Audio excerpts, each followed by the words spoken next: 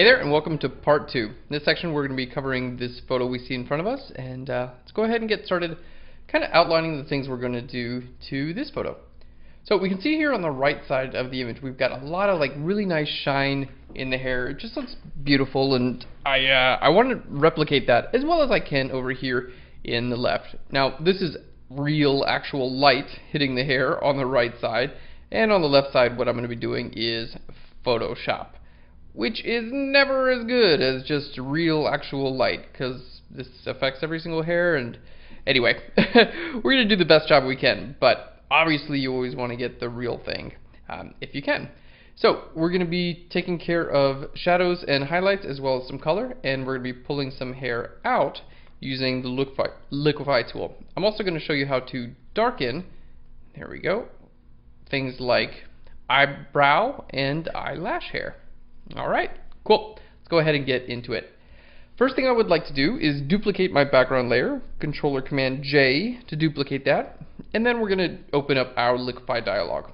And just like we did in the last section, this time I'm not trying to shape the hair so much, more just like pull it out a little bit. I want the hair to look a little bit bigger, because it's one of those photos that kind of lends itself to bigger hair. So why not make the hair a bit bigger? It's just kind of fun. Beautiful. And if you want to go in here and like play with the curls and stuff like that to kind of exaggerate them, you can definitely go in and do that sort of thing. There we go. Try to, you don't want something that looks like that, because obviously hair doesn't do that. So, don't go crazy overboard with it, but if you can get something that looks pretty natural, yeah, why not, right? Alright, let's pull this out there. Pull that in there. Alright. Cool. Alright, that looks actually pretty nice. Let's push that in there. I want to avoid any kind of like straight lines in the hair. We want like nice, even flowing curves.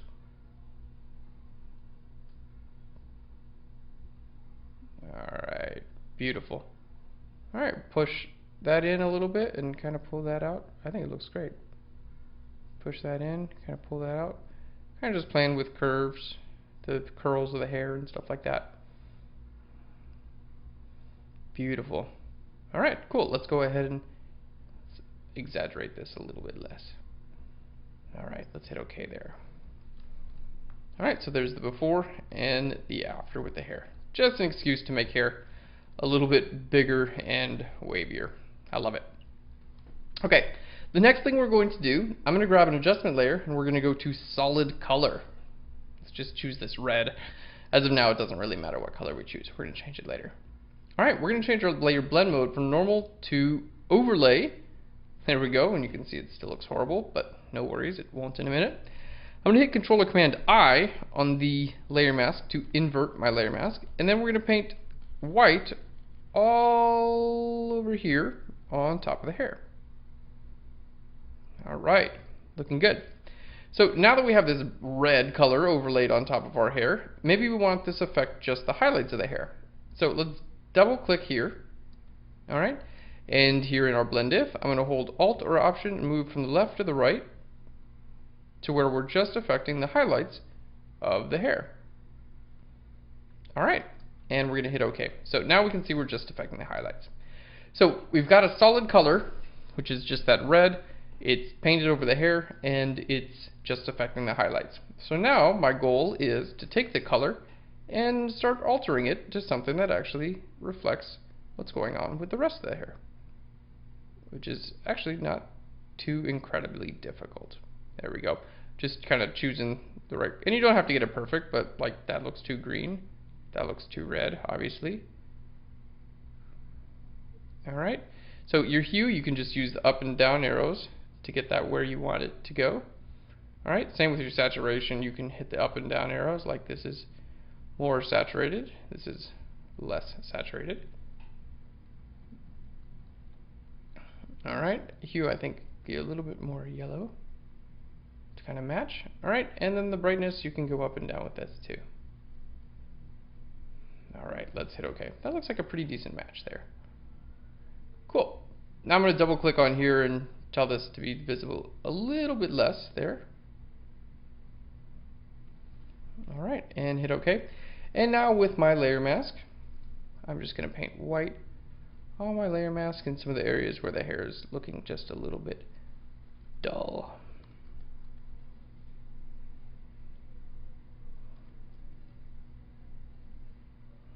Alright, there we go. So now we have that on our hair, which definitely helps to match everything. We'll bring the opacity down just a little bit. Alright, let's do that again. I'm going to grab a solid color adjustment layer. Let's choose red again, doesn't really matter. Change our color from normal, our blend mode from normal to overlay again.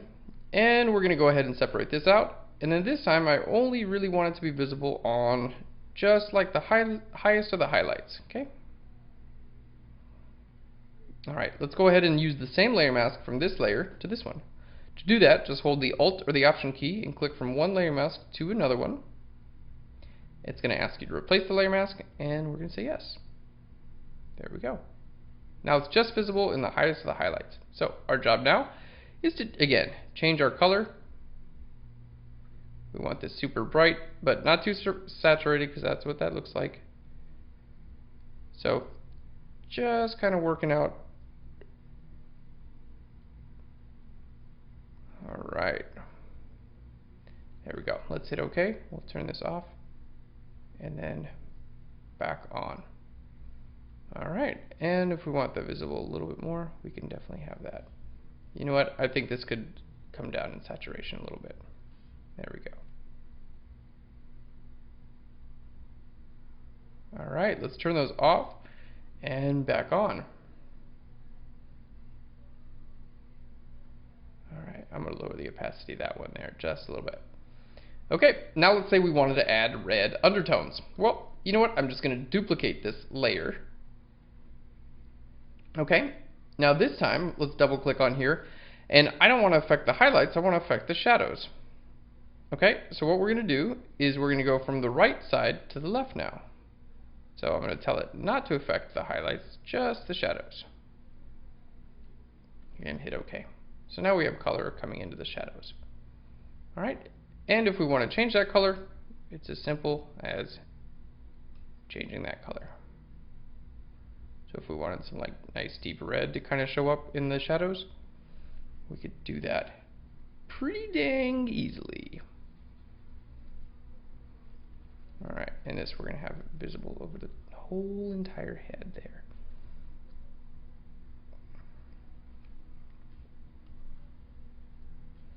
Alright, let's double click on here, maybe make it a little bit less visible.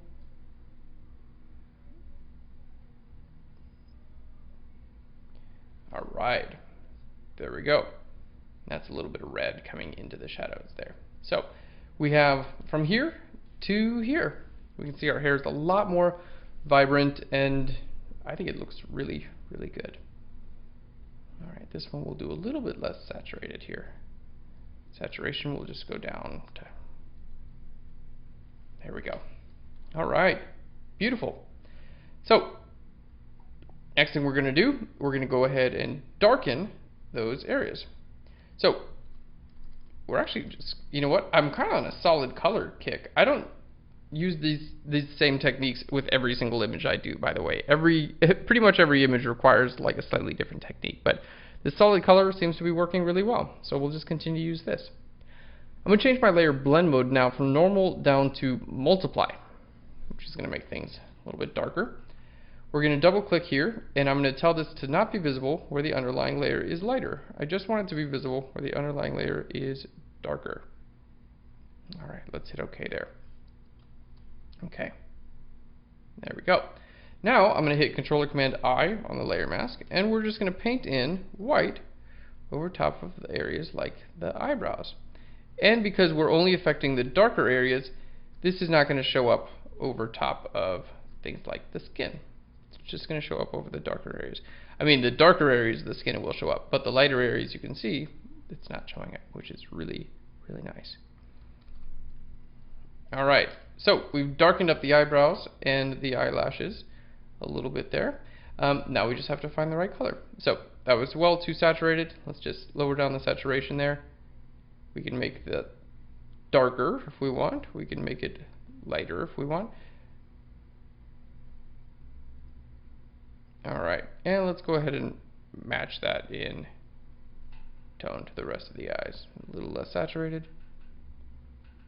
And there we go. A little darker as well. And I think a little less saturated. Alright, and if that's too much, simply double click here and bring the slider that way, which affects less of the area. If it's still too much, you can always lower the opacity as well. That's a quick, easy way to signal out just the hair on someone's face and either make it lighter or darker. Alright, cool. Let's go ahead and look at the before and the after with this one. So here's our before. Let's zoom out there. And the after. That's awesome. So cool. I love what we did with the color of the hair there. Alright, cool. Let's bump on to our next image here. There we go. And this one we're going to start in a similar way with a little bit of shaping. Alright, so Controller Command J to duplicate it, and then Shift Command X will give us our liquify tool. So what I'm going to do is start from the inside and kind of pull out here.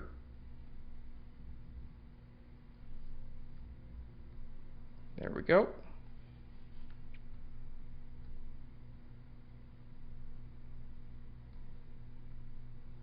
And then from the outside, I'm going to push in to get my flyaway hairs a little bit closer to the head. Alright, and then this bun, I think could just be shaped a little bit more interestingly.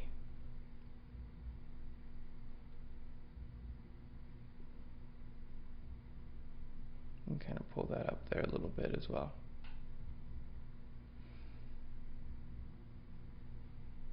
I'm going to pull that hair this way and pull this hair that way.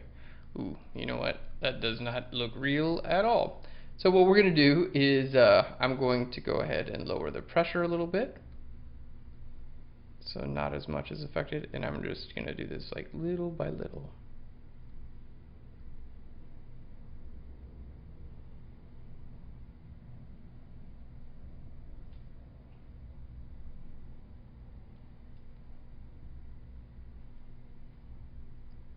Alright.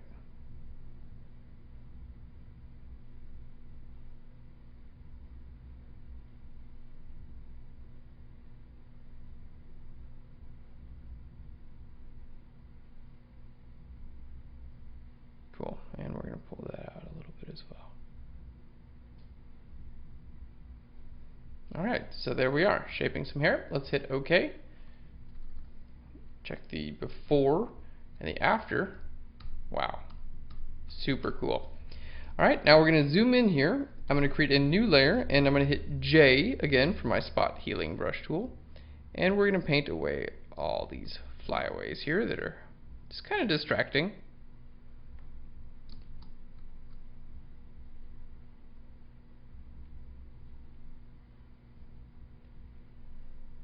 Alright, there we go. We'll get rid of that as well.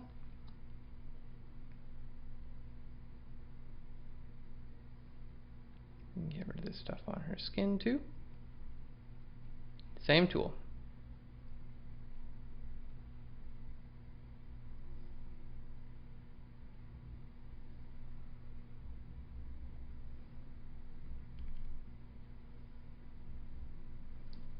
Alright, get rid of that.